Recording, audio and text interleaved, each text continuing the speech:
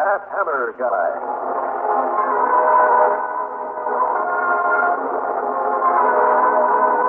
A guy skids on a banana peel, and for everyone who goes to pick him up, 7 characters stand around and laugh. Yeah, the joke is always on the guy who gets hurt. But maybe you're even worse because you go in for the professional fight, the gentlemanly art of self-defense, the animal art of slaughter. But you go first to Max Brady because you figure it's a shame to pay for a ringside seat at a slaughter. As fight managers go, Max is a pretty decent guy, and he understands it. This, Mike, I understand.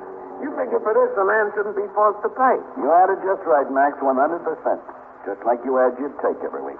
Please, Mike, don't remind me of how prosperous I am not. With the stable of pugs you got, and especially that Mason kid moving up so fast? Moving fast he is these days, but not so far up. He's not hearing bells go off in his head yet. Worse. What could be worse for a fighter? What's the worst thing for anybody? You know that, Mike. You're the expert on dames. Maybe some of them aren't so bad. Name one. You got me there, Max. Yeah, and this Nan Wakefield's got Bill Mason. She's got him good.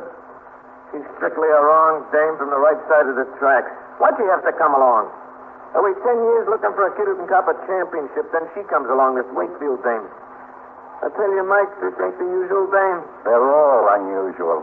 Unusually the same. This I know. This you gotta prove to me. With some lousy tickets to the fight? For me, a personal favor? Well, Mike?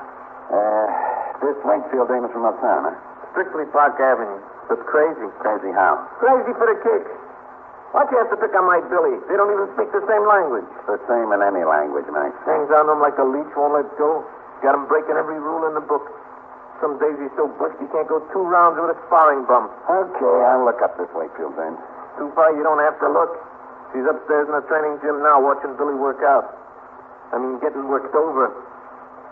You go up there, Mike, huh? You see how crazy she is.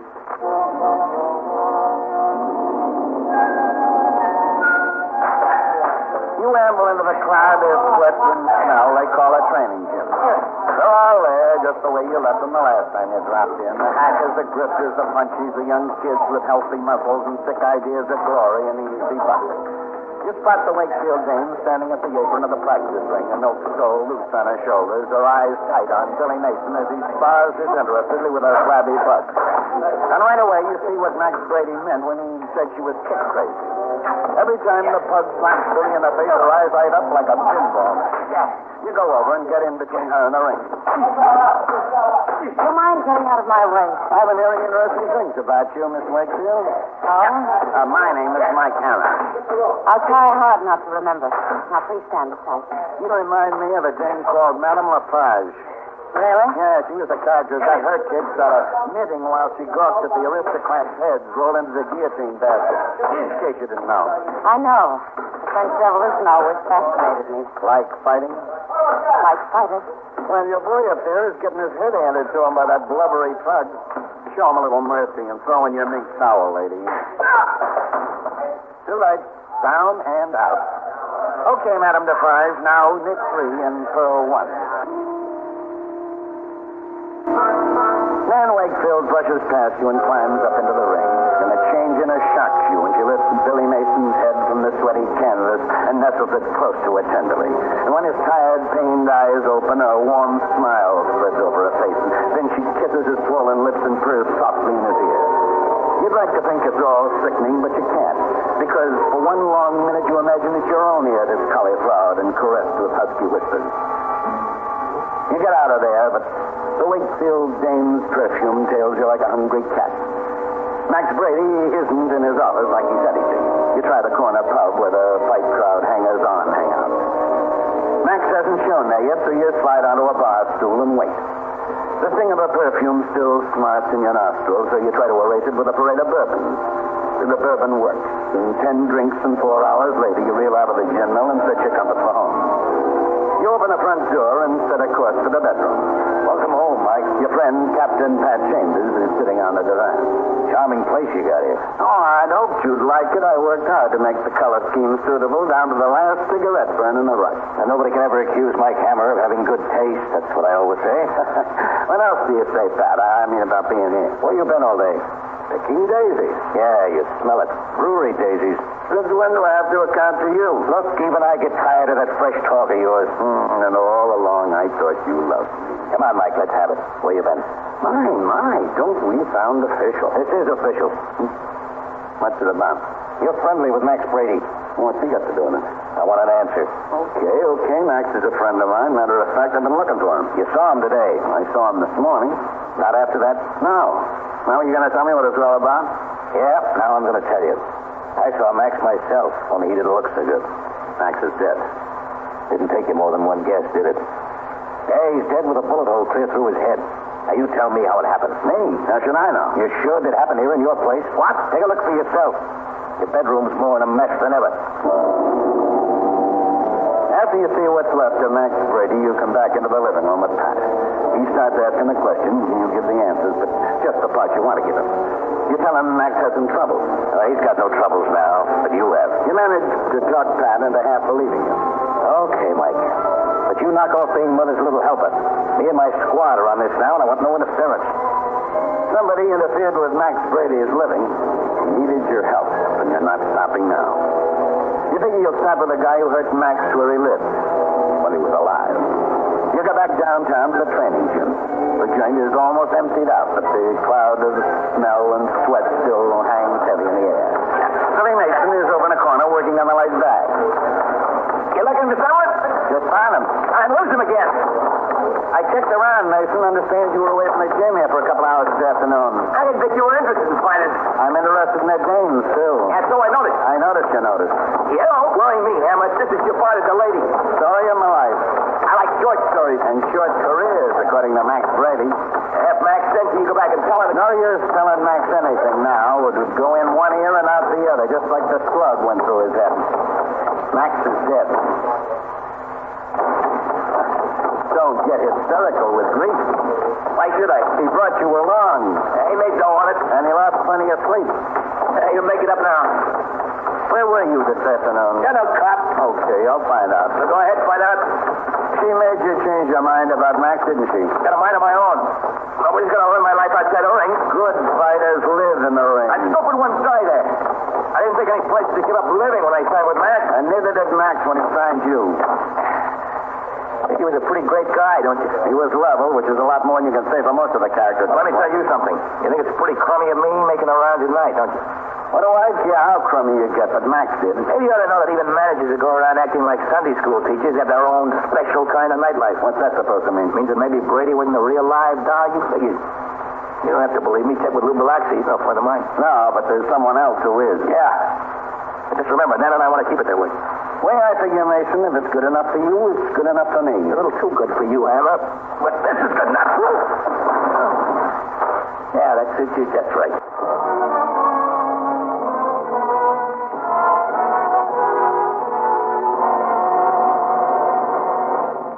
In just a moment, we'll return to the Mickey Spillane mystery, That Hammer Guy.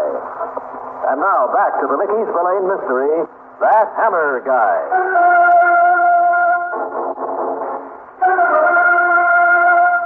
After a count as long as an Eskimo's winter, you come around and find yourself alone in the gym. You pick up the pieces and glue them together so they look like Mike Hammer.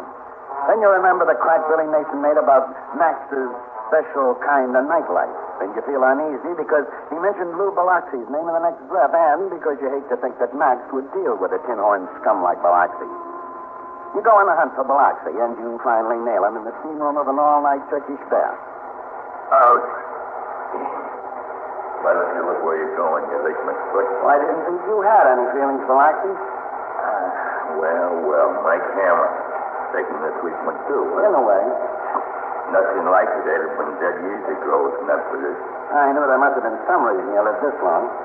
Okay, Hammer, what's bothering you? You're a bright boy. It's the fat boy. Nothing on my mind but losing weight.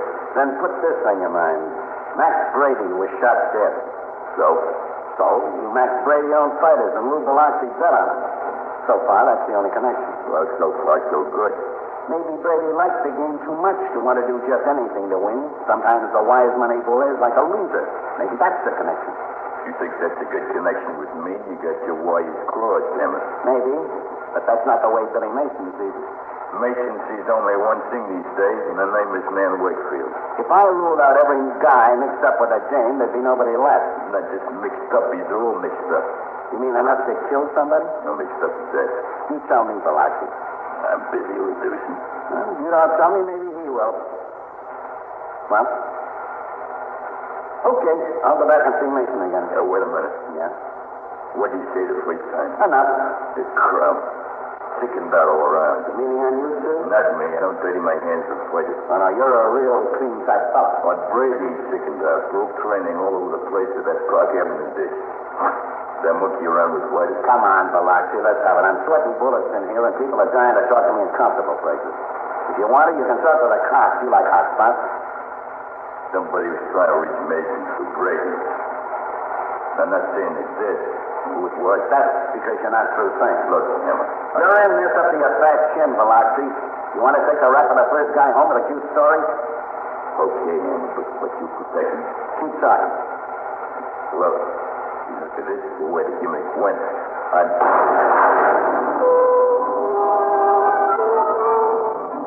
The slugs whizzed past you and slapped into Biloxi. He rose off the steam room bench like a sack of potatoes. I figured every hour I spent here after years to my life. You scramble across the room, but the steam makes its ceilings airy, and you smack into a wall full of wet towels. When you finally yank open the door, nobody's outside. By the time you get back to Biloxi, he's had it. Nothing to do now but put through a call to Pat. So this is your idea of no interference. You light up a cigarette while he says the rest of his piece through the phone. When are you ever going to get it through that thick skull of yours that official business is official? But I just happened to come down to the Turkish fair. I was only minding my own business. You could start trouble at a church supper. But Pat... Don't pat me. We're coming down to pick up the body. Now you get lost and fast. I'll pick you up, too. You take Pat's advice about getting out of there and fast. But you don't take his advice about staying off the case. You drive your coupe up to Park Avenue where the Wakefields hang out. You want to see the dame again for at least two reasons. Our butler, who looks like the Lord Mayor of London, lets you in and leads you to a living room that could take the place of Madison Square Garden. How do you do, Mr. Hammer? I'm Henry Wakefield. Man's father has all the dignity of a courthouse front. Yet you can see some of the sadness behind the facade. I understand you've come to see my daughter. Yes, that's right, Mr. Wakefield. Anything I can help you with? Well, I'd like to talk to Nan personally, if you don't mind. Nan doesn't live here. Oh? Would you like her address? Please. I'm afraid I can't guarantee you she'll be there. However, if it is urgent, you may call her from here and see if she's in. No, thanks. I'll take potluck. Yes, for some time now, potluck is all any of us have had with Nan. Oh? I had an idea, Mr. Wakefield, things would be different here. Different than what, Mr. Hammer? Well, I suppose I'm stepping out of line talking this way. Please continue. If it concerns my daughter, I would like to know. Different from what, Mr. Hammer? Different than they are with her friends downtown. But maybe you don't know anything about that. I'm sorry to say I do. She's a strange girl. She has everything here. I've spared nothing, and she seeks out shabby alliances. Now, this time, that's a little worse than shabby. I'm afraid I don't get the significance of that remark, Mr. Hammer. All depends on the significance to you of murder. Murder? No, Mr. Hammer. Nan does have outways, but I assure you she is no murderer. How do you know? How do you really know what people are capable of? Even your own daughter. Mr. Hammer, what business are you in? I'm a private investigator. I see. Mr. Hammer, I'm willing to pay you handsomely. Keep the good name of Wakefield out of it. No, the only thing that counts is my daughter. I know she isn't involved in murder. All I want you to do is see that she is not involved. Now, as for the amount... You haven't got that much money, Mr. Wakefield. There's no such thing as being just a little guilty. Please, Mr. Hammer. I'm sorry for you, Mr. Wakefield. Yeah, I'm sorry when the father has to pay for the sins of the child. You get Nan's address from her father. It's only 30 blocks down to the village. But you know that attitude is really the difference between people, not places. You always thought you were an expert on why girls leave home, but when you amble into the walk-up when Nan Wakefield has her fight, you feel as if you just switched from a good bottle of bonded bourbon to a dirty glass of stale beer. As your finger jams the doorbell, you wonder why this particular dame left home. The door is opened, but not by Nan. What do you want, Hammer? Billy Mason glares at you like a Republican glaring at a Democrat around election time. Who invited you? Maybe, Nan. Well, you try to kid. Who are you? I don't want any riffraff like you around here. Only fancy prize fighters, huh? You don't have a very good memory, do you, Hammer? I still haven't forgot about Max Brady. He doesn't count. Then why should Lou Biloxi? He's dead, too, haven't you heard? He'll never be missed. Think that excuse will stand up in court? I don't know anything about courts. All I know is about fighting. Remember that now. Oh, you mean the clip you gave me? That? No style at all. That fall I took was a fix. Okay, then I'll try another round. That's a little better. That would have had Max's approval. But the question is, can you take a good punch? That calls for genuine style.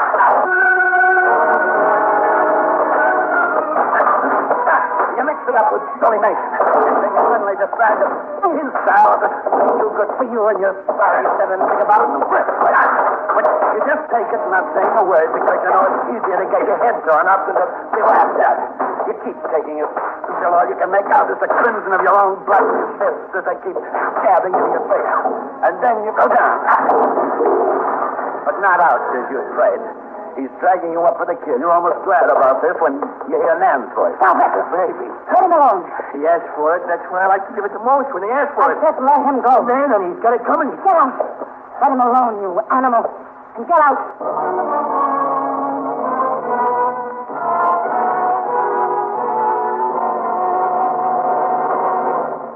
In just a moment, we'll return to the Mickey Spillane mystery, That Hammer Guy.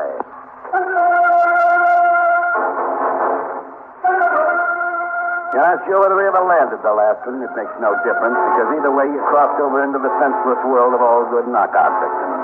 And when you finally come around, you know how a porterhouse must feel when it's into a grinder. This will make it better, Mark. But you're a lucky hamburger at that, because your pulp of a face is being stroked with compresses by Nan Wakefield. Better now? That was a great fight. I'll be right home now. You'd better wait a few days. I don't think you'll recognize me. Twist my arm and I'll wait a month. Now I know you better. Hey, go easy. I'm not that much better. Just testing. You know what I think? Just about. I think you get a crazy bang out of beat up hurt guys the way some dames feel about mink. Mink is so commonplace. Easy to get. Yeah, when you start having it for baby carriage covers. The material things aren't everything in life, Mike. Having them never hurt anybody. Don't be too sure of that. Poor little rich girl. Everybody's looking for something in life. Like you, getting a bang out of taking care of hurt guys. Any objection now? Personally, no. But it does bother you somehow. Merely impresses me. It sort of fits into the picture of Max Brady's death. Max always wanted his boys to win. Always working, right? I've been known to knock off. And knock off now. Just proves how dull all work can be, doesn't it? You don't know that. I mean, as long as I get my head back in first. Some people like a good loser. And some people help them stay losers. Is that the best you can do? Talk. After Mason's work out on me, I got nothing going for me but my head. I'll take a rain check for when the scars heal. I only play scheduled games. Okay, so I promise to wear a bloody nose. Promises don't mean a thing. You live only on trouble. You don't know what fun is. That's where you're wrong. I invented the game. Only first things first, and first comes Mike Hammer himself. And I'm the closest thing to a suspect the cops have with a murderer through guys. But you know more than I do. Only about fun. It's not funny to your old man. You spoke to my father? Yeah. I don't think he's not chewed up inside over your clowning around in the lower depths. A very impressive man, my father. A very sad man. But that doesn't mean anything to you. The conversation has taken a very boring turn, I'm afraid. What should I do? Bash my head against the wall to get it interesting again? There's nothing you can do now. Get out of here.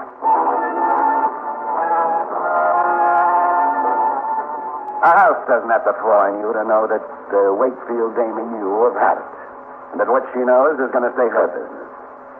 You leave her with a bite of regret because she could start a fire in a cold storage vault. Then you push her off to Billy Mason's place. You figure it's still easier to do business with a muffled mug than with a dame who's flipped. You want to surprise Mason, so you let yourself in through a fire escape window, but you're the one who's in for the surprise. Mr. Hammer. Everything about Henry Wakefield is still dignified. Everything but the gun he points at you. I didn't expect to meet you so soon again, Mr. Hammer. But you were going to look me up. I'm sure you understand why now. You know, in a way, I still feel sorry for you. You needn't. My problem will be solved shortly. Don't you wish it? Your daughter will find another guy. This time she might change. No more than you will. And murder's only made you worse. I did what I had to do. It was for man's sake, I can explain. It's not hard to figure out now. You wanted Billy Mason to be a loser, so you got Biloxi to put in the fix with Billy. Mason would then be no longer attracted to her. That's where your daughter double-crossed you. She loves a loser. But why Max Brady? Somehow he found out. He went to your place for protection. But you got there before I did. And you got to Biloxi before I. But that one didn't do either of us any good. But this does. Still Mason. Yes. There won't be when he opens that door and walks in. Might it get easier as it goes along, Wakefield? No, it just seems to become more necessary. Well, you can stop now. You know I can't. And you know it's useless. Nothing I do for my daughter is useless. You've already done enough to her. I've given her everything. Yeah, everything but the right to live freely. No guy was good or decent enough for her. Makes no difference what you say. I'll continue to do what's best for my daughter. You know you can't reason with him. He keeps one eye on you and the other on the door. You know you're walking around the crater of a volcano. You know it's going to erupt the second that door opens. Time drags by like the feet of a guy walking the last mile. And then you hear the key turn on the lock. You see Wakefield's finger tighten on the trigger. When the door starts to open, you close your eyes like you were going to get the slug yourself. Oh, good Lord. Man, darling. I didn't know it was going to be you.